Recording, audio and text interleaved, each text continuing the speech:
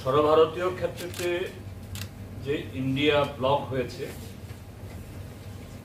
India ব্লকের যে spirit ভারতীয় জনতা পার্টিকে ক্ষমতাচ্যুত করে বিজেপি বিরোধী ভোট যাতে ভাগ না হয় তার জন্য সেখানে এই সিট শেয়ারিং হোক বা অন্য সেভাবে প্রত্যেক রাজ্যে রাজ্যে ম্যাক্সিমাম পসিবল সেরকম ভাবে এই নির্বাচনে লড়াই হোক। তো এখানে আজকে আমরা পূর্ব ত্রিপুরা সংরক্ষিত আসনের জন্য আমাদের প্রার্থীর নাম আমরা ঘোষণা করেছি একটু আগে। তো পশ্চিম ত্রিপুরা আসনে এখানে ভারতীয় জাতীয় কংগ্রেস ইতিমধ্যেই তাদের প্রার্থীর নাম ঘোষণা তারা করেছেন। শ্রীযুক্ত আশিস কুমার সাহার নাম। আমরা যে এই দুটি কেন্দ্রে, শুধু পূর্ব ত্রিপুরা কেন্দ্রে না, পশ্চিম ত্রিপুরা কেন্দ্রেও যাতে বিজেপি বিরোধী ইন্ডিয়া ব্লকের এই প্রার্থী যাতে তার জয় সুনিশ্চিত হয় তার জন্য সর্বাত্মকভাবে আমরা লড়ব। একসাথে সর্বত্র আমাদের প্রচার সেভাবে যায়, মানুষের কাছে আমরা সে আবেদন নিয়ে যাব। দ্বিতীয় হলো যে এই নির্বাচনে ত্রিপুরার যে জনগণের জন্য, যদিও এটা অব্যক্ত ছিল না, ত্রিপুরা রাজ্যের মানুষ যথেষ্ট সচেতন, কিন্তু সময়ের সারণীতে কখনো কখনো যে সত্য বা বাস্তব যতই রূঢ় হোক, এটাকে যারা সময়কে পেছন দিকে ঠেলে নিয়ে যেতে চায়, মানুষের শুভ চিন্তা ভাবনা, মানুষের অধিকার, এটাকে যারা পেছন দিকে ঠেলে দিতে চায়, সময়কের জন্য নানা কায়দা কানুন করে কসরত করে তারা সফল হয়। কিন্তু একটা সময়েতে তাদের যাবতীয় কৌশল, তাদের মূল চেহারা এগুলো ধরা পড়ে। এখানে আমাদের আহ্বায়ক বলেছে অনেক, আমি সেগুলো যাচ্ছি না। এটা হলো যে একটু আগে আমাদের সাথী বলেছেন যে ভারতীয় জনতা পার্টির সাথে ত্রিপুরা মথার তাদের একটা সময়তে আড়ালে আবডালে এখন প্রকাশ্যে, এবং দুদিক থেকেই এটা ভারতীয় জনতা পার্টির দিক থেকেও তাদের যে রাজনৈতিক দেউলিয়াপনা, অর্থাৎ তারা মুখে যে কথা বলে রাষ্ট্রবাদ, দেশের সার্বভৌমত্ব, সংবিধান, মহাত্মা গান্ধীর প্রতি তাদের শ্রদ্ধা, বল্লভভাই প্যাটেলের প্রতি তাদের আনুগত্য, এটা যে ঠুনকু, এটা এরকম কিছু কিছু ঘটনাতে সর্বভারতীয় ক্ষেত্রেতেও এবং কোন অঞ্চলের বা রাজ্যের ক্ষেত্রেতেও এটা ধরা পড়ে যায়। এই যে মথার সাথে তাদের যে রাজনৈতিক যে হলো, আঘাত হলো, আমরা দেখেছি বহু নাটক টাটক করে একটা এগ্রিমেন্ট হয়েছে, চুক্তি হয়েছে। চুক্তিটা ভারতীয় জনতা পার্টির সাথে না, চুক্তি হলো ত্রিপুরা মথা দলের সাথে ভারত সরকার এবং ত্রিপুরা সরকার। এবং সেখানে যে কথাটা ত্রিপুরা রাজ্যের প্রতিটি মানুষের কাছে, প্রিন্ট বা ইলেকট্রনিক মিডিয়ার প্রতিটি অক্ষরে, প্রতিটি তাদের চ্যানেলে অসংখ্যবার উচ্চারিত হয়েছে, গ্রেটার ত্রিপুরা ল্যান্ডেই একমাত্র সলিউশন, এবং গ্রেটার ত্রিপুরা ল্যান্ড ছাড়া আর কোনো ধরনের আন্ডারস্ট্যান্ডিং, কোনো ধরনের বোঝাপড়া এবং তাদের আন্দোলন থামবে না। কিন্তু এগ্রিমেন্টে এগুলো কিছু উল্লেখ নেই, ভাষা কিছু কথাবার্তা। অর্থাৎ তার আগে এনসি দেববর্মার সাথে যেরকম ভাবে এরকম চুক্তি না হলেও পরবর্তী সময়তে এই এম্পাওয়ার কমিটি বা মোডালিটি কমিটি করে করার চেষ্টা হয়েছিল 6 বছরে,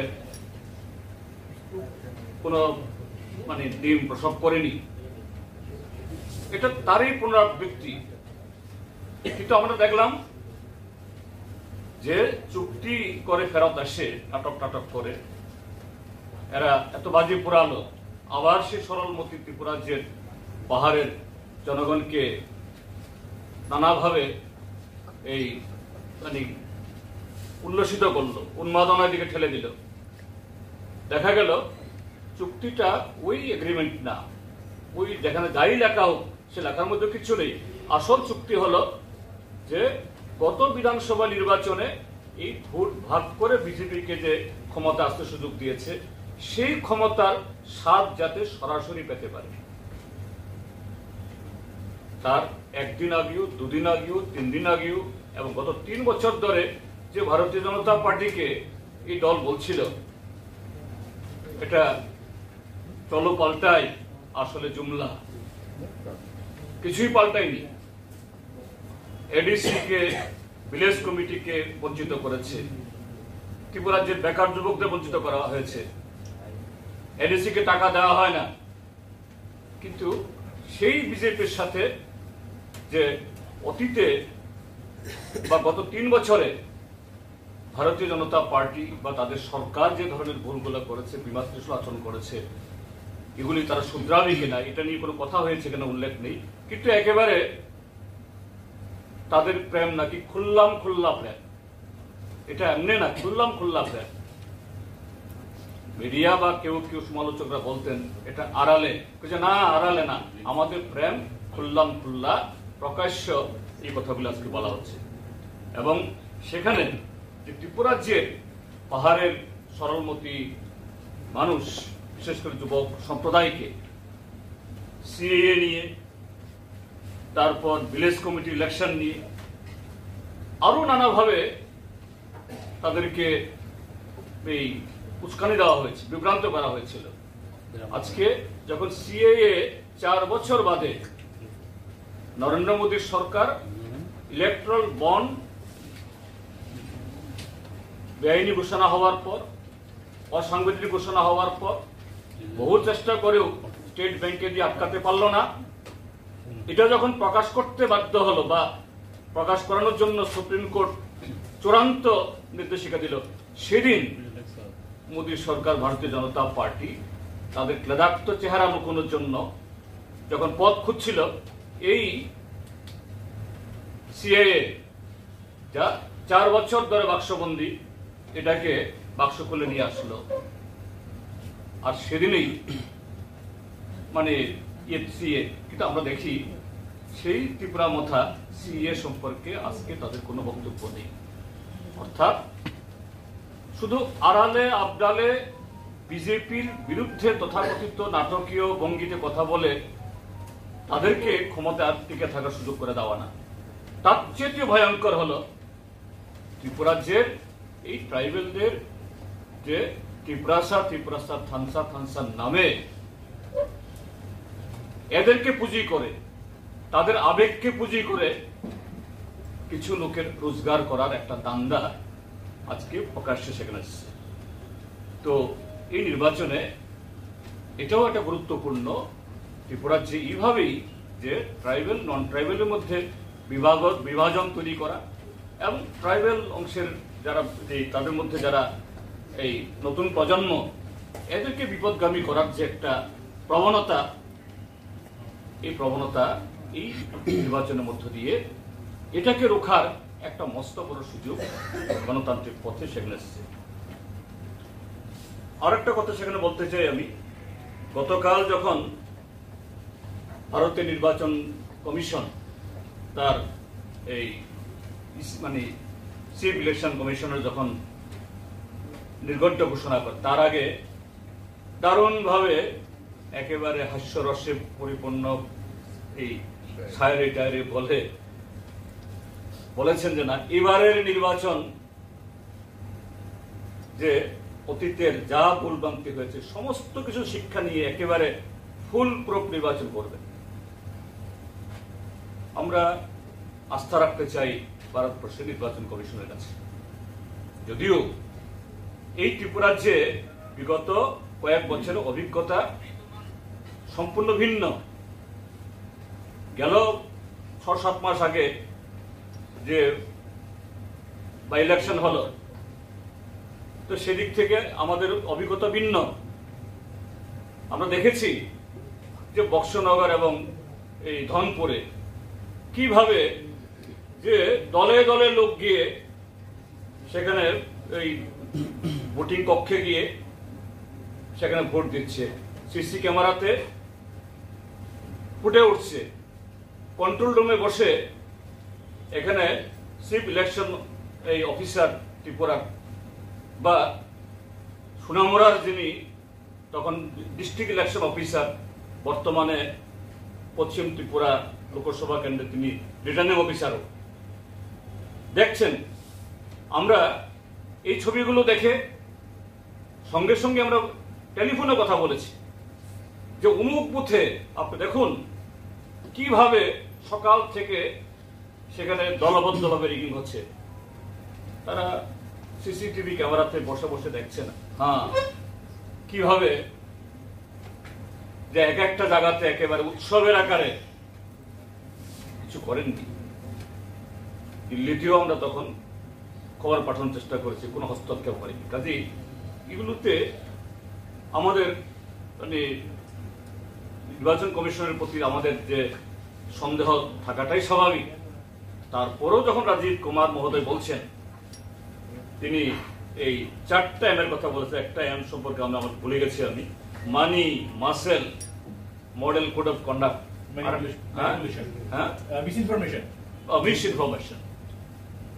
মানি, মাসেল, মিসইনফরমেশন এবং মডেল কোড অফ কন্ডাক্ট। আমি আজকেই একটা সকালবেলা একটা কাগজের দৈনিক হেডলাইন দেখলাম, এই একটা হেডলাইন, এই রাজ্যের সর্বোচ্চ সাংবিধানিক যিনি পদে আছেন মুখ্যমন্ত্রী ডাক্তার মানিক সাহা, তিনি গতকাল কোন একটা জায়গাতে বক্তৃতা করছেন যে কংগ্রেস দলকে গালাগাল করতে গিয়ে কংগ্রেস দল খুনি পার্টির দূষর। কাকে ইঙ্গিত করা হচ্ছে? আর মুখ্যমন্ত্রী যখন এইভাবে উস্কানি দেন যে খুনি পার্টির দূষর কংগ্রেস, এবং তারপরে আরো অনেক এই কথা বলেছেন, এর মানে এটা কি?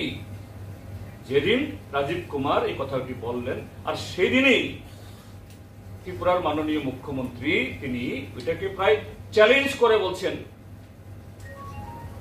প্রকাশ্য সভাতে, মাইকে, অসংখ্য ক্যামেরার সামনে।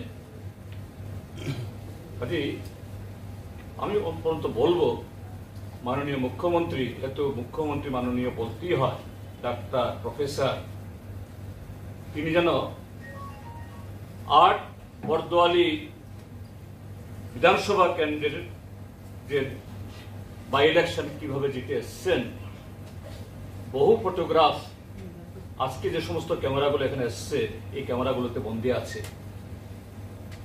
তিনি যখন ত্রিপুরাজ্যে কংগ্রেসের ভারতীয় জনতা পার্টি দলের প্রেসিডেন্ট ছিলেন, এবং আজকে যিনি তাদের প্রার্থী হয়েছেন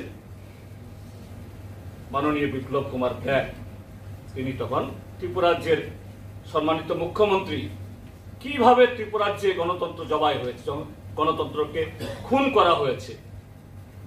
কাজেই একটু এই কথাগুলি বলার ক্ষেত্রে একটু তারা মনে রাখুন, সরকার আপনারা আছেন, আস্ফালন দিচ্ছেন যে 400 বেশি আসন নিয়ে আসবেন, কিন্তু এইভাবে গণতান্ত্রিক পরিবেশকে, ভোটের পরিবেশকে কলুষিত করবেন না। তো এই তার সাথে আমি বলবো যে ত্রিপুরাজ্যের নির্বাচন কমিশন, নির্বাচন অফিস বা সিভিল ইলেকশন অফিস, এরকম কোন সাধারণ নির্বাচন হলে অতীতে যে কোনো সময় বিধানসভা বা লোকসভা, যে স্টেট লেভেলে অল পার্টির মিটিং ডাকা হয়, সর্বদলীয় সভা ডাকা হয়। ভারতের নির্বাচন কমিশনাররাও যদি ফুল বেঞ্চ না আসতে পারেন, অন্তত একজন বা দুজন তারা আসেন, কিন্তু এবার এখন অবধি নির্বাচন তো ঘোষণা হয়ে গেছে যে ইসিআই থেকে, ইলেকশন কমিশন অফ ইন্ডিয়া থেকে কোনো প্রতিনিধি, কমিশনার তো আসেনি, ঠিক আছে কমিশনার ছিল না, একজন রিটায়ার করেছে আর একজন পদত্যাগ করেছে, যিনি চিফ ইলেকশন কমিশনার, তার পক্ষে সময় হয়নি, কিন্তু উচ্চ পদস্থ কাউকে পাঠিয়ে ত্রিপুরাজ্যের যে এই নির্বাচক মন্ডলী এবং রাষ্ট্র দলগুলোকে আশ্বস্ত করতে পারতেন, করেননি, সিইও করেননি। যাই হোক, নির্বাচন তো ঘোষণা হয়ে গেছে। আমি আমাদের বামফ্রন্টের তরফ থেকে, সিপিআইএম এর তরফ থেকে এটা অনুরোধ করব, ঠিক আছে হয়নি, কিন্তু আগামী নির্বাচন, কারণ বিগত যে সপ্তদশ যে লোকসভা নির্বাচন 1952 ইংরাজিতে ভারতবর্ষে প্রথম নির্বাচন হওয়ার পর